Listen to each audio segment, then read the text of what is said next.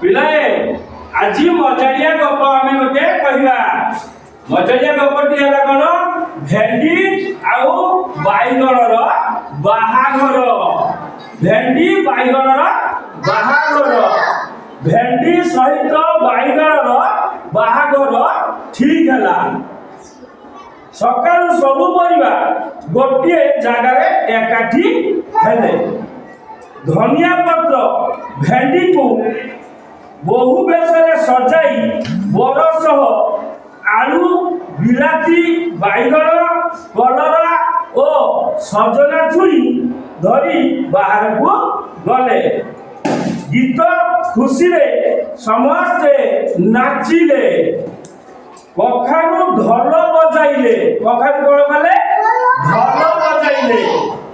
ହଠାତ୍ ସେ ଆଳୁ ଉପରେ ଦୁଲ କିନା ପଡ଼ିଗଲେ। ଆଳୁ କଣ କଲେ? ଭେ ଭେ ହୋଇ ରଡ଼ି ଛାଡ଼ିଲେ। ଭେଣ୍ଡି ଲାଜ ଲାଜ ହୋଇ ବାଇଗଣ ଗଳାରେ ବରଣମାଳା ପିନ୍ଧେଇ ଦେଲେ।